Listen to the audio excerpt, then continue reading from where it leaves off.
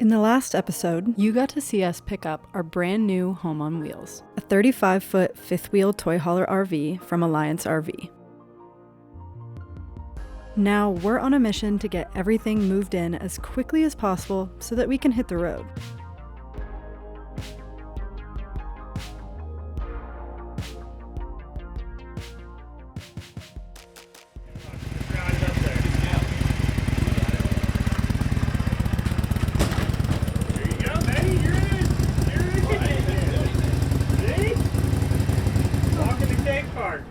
I'm not gonna lie, that was a little bit scary, but I did it. It honestly looks way more intimidating from down here. The ramp looks very steep, but you just give her a little juice and it's not that bad. This is the last step in loading up.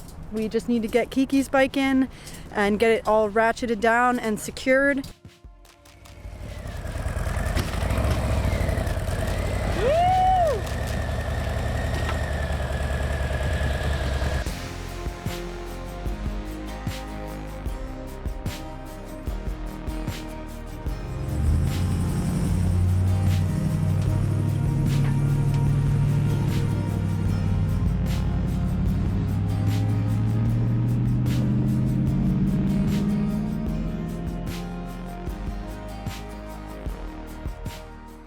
Our plan is to take the southern route across the US at a relatively quick pace, with pretty minimal stops and sightseeing, because we want to spend a couple months down in Mexico. Once we're there, we'll travel a lot more slowly, and probably just park up at different beaches for weeks at a time.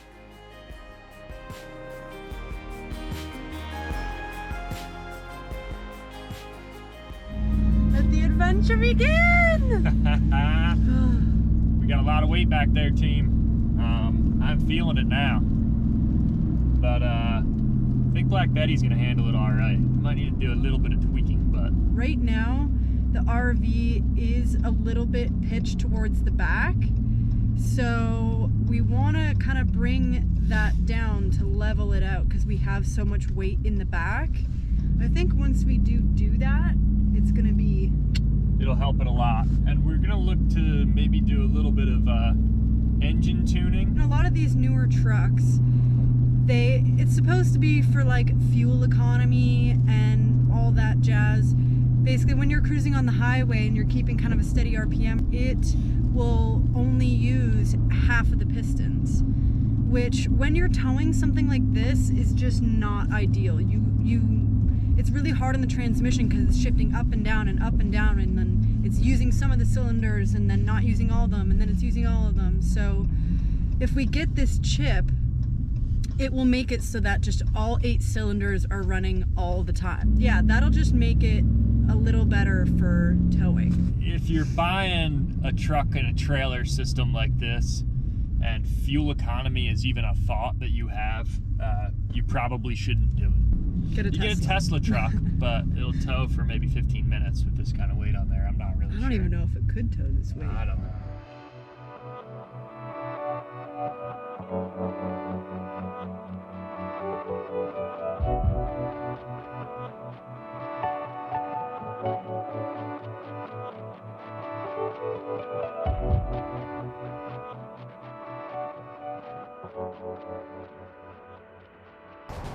So our first long drive day with the big rig was pretty uneventful, honestly.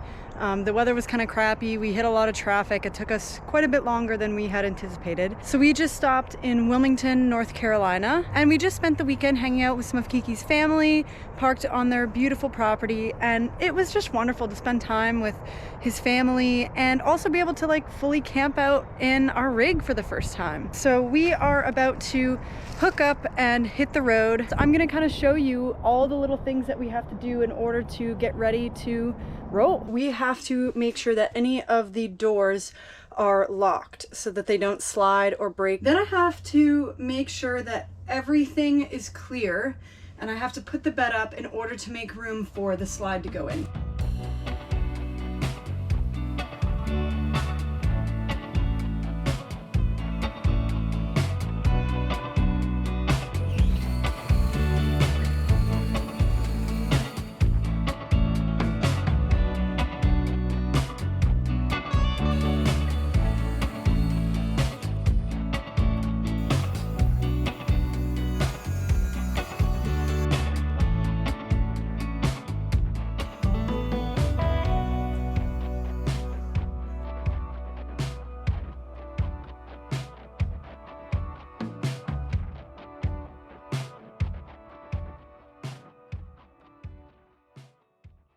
So since this big thing is not the easiest to maneuver around in small spaces, I'm just gonna go ahead and take the truck and go and fill it up with fuel before we connect to the RV. That way, it's just a little easier. Once we're ready to hit the road, we don't have to worry about fuel. We'll have a full tank ready to go.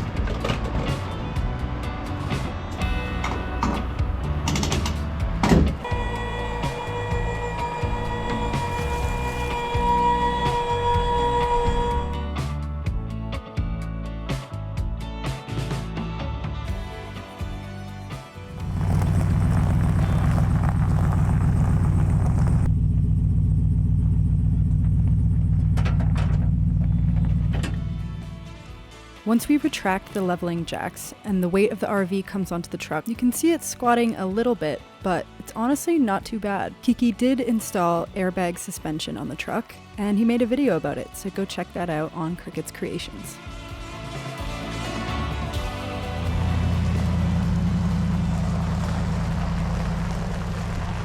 Let's roll! Our destination for today is Jacksonville, Florida. So it's gonna be about a 6.5, well, it's 6.5 hours on Google Maps, which means it'll probably take us 8, maybe, with stops and all that.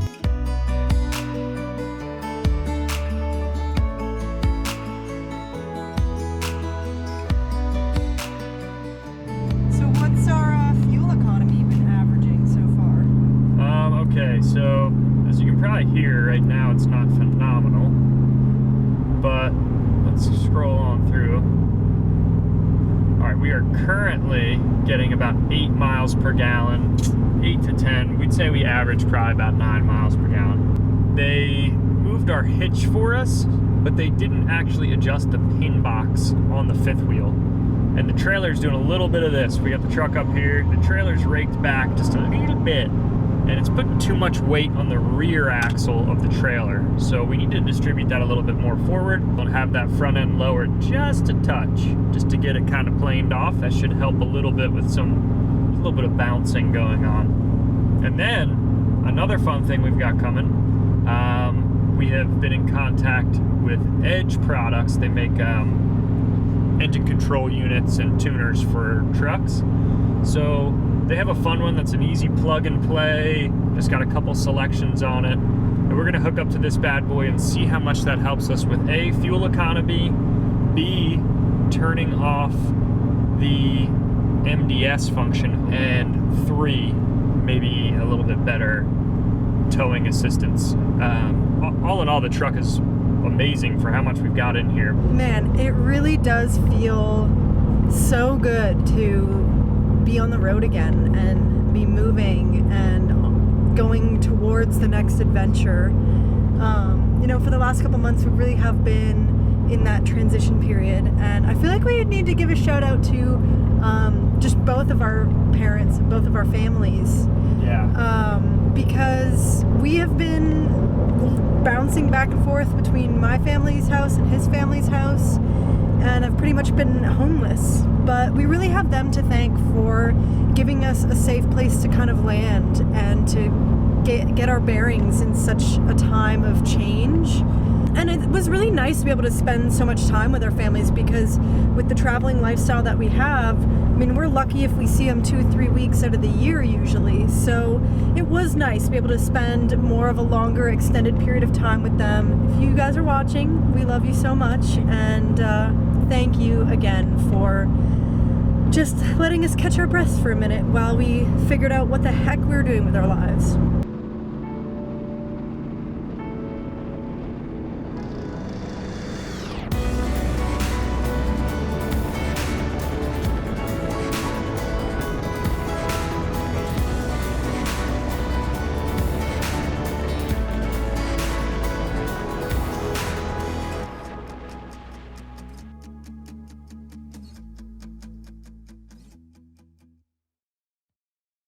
After a pretty successful drive yesterday from North Carolina down to Florida, we made it to Hannah Park Campground. It has a little beach, a lake, and it's very cozy and it's so cool. This is our first kind of official campground that we've pulled up in, and it's a really nice one. I'd definitely recommend stopping here if you're, on your way through Florida and passing by near Jacksonville. Kiki also ordered a chip for the truck. Edge Products was kind enough to help us out with that a little bit, and so yeah, this is the Pulsar, which works for our 2022 Ram 2500. We'll give you a little in-depth review on how that actually changes things and how much that helps once we've been able to use it for a little bit.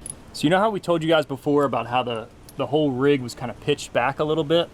We've got the hitch maxed out as low as it can go. So the only thing that we can do is move the pin box up so that it brings the front end down just a little bit. So Tyler and I just undid all these bolts here, and now we're gonna put it back in, and hopefully that helps our situation. Maybe give us 2 inches or so, should hopefully do the trick.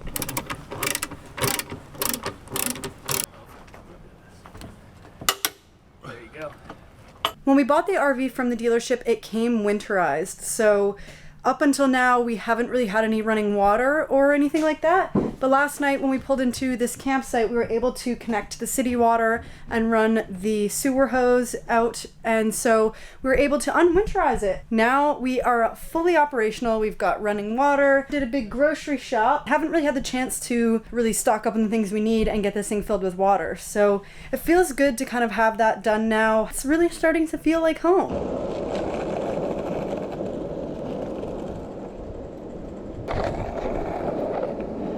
Hopped on the skateboard. I'm gonna go for a little ride, see what this place has to offer.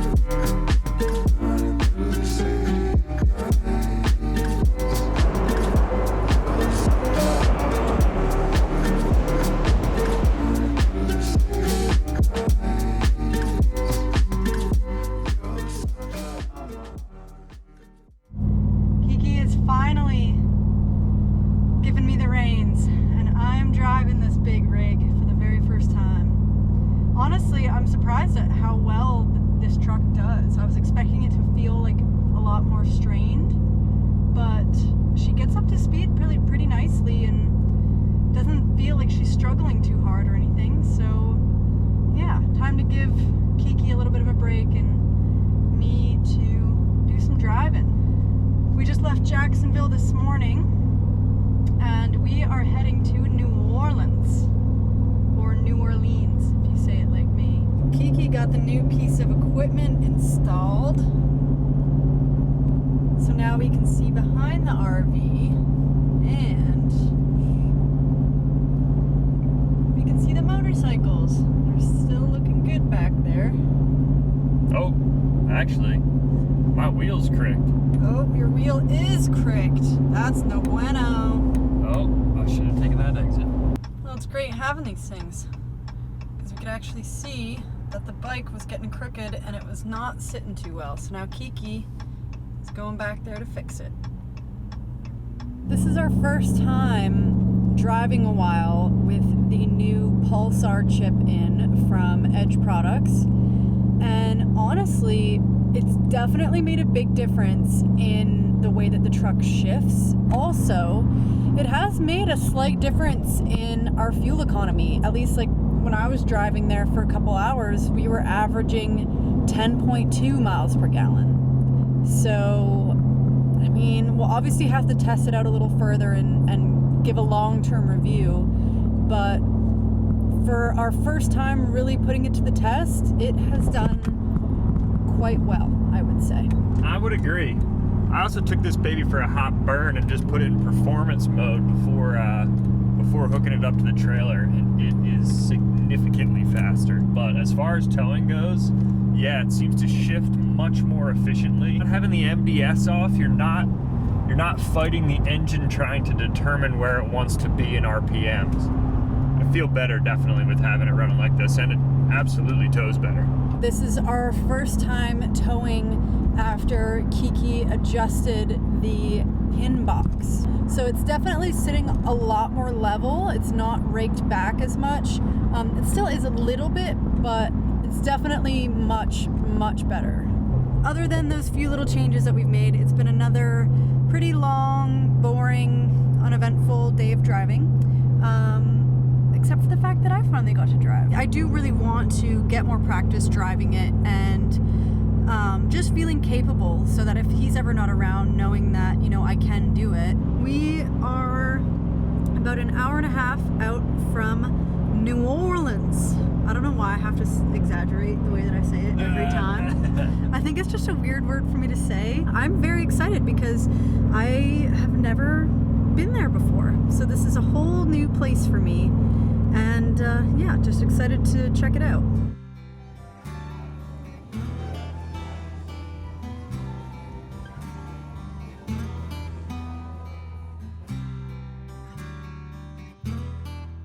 Despite the rain absolutely downpouring, we still made it out to Bourbon Street, and of course I had to leave my mark.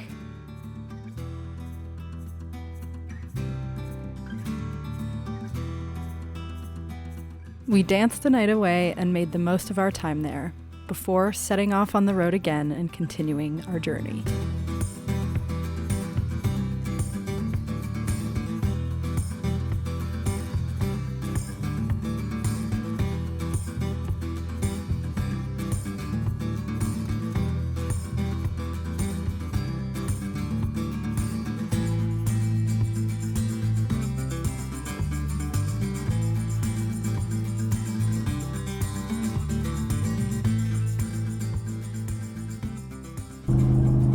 Great little stopover in New Orleans. We are really just doing a long haul, trying to make it to California as quickly as possible. We just drove all day yesterday and spent the night in a Cracker Barrel.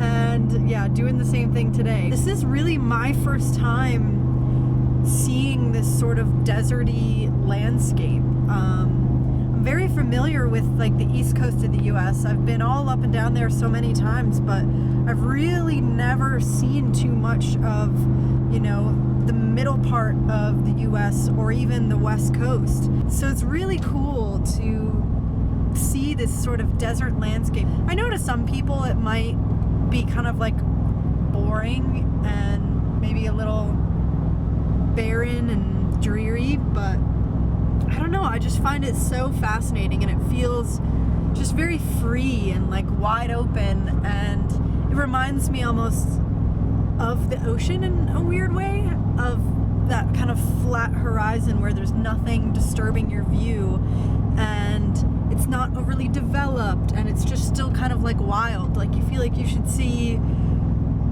dudes on horseback riding through here like the Wild Wild West or something. I don't know. So we're trying to make it to Tucson, Arizona tonight. Again, just probably stopping in a Walmart or a Cracker Barrel or something like that. And then doing the final push to California tomorrow. So yeah, it's been quite a few long days of driving, but getting closer to where we want to be. And honestly, it's not that bad. Like we were both saying, compared to being on the boat, an 11-hour drive is not that bad. Like it goes by pretty quick compared to, you know, like an overnight sail or something like that.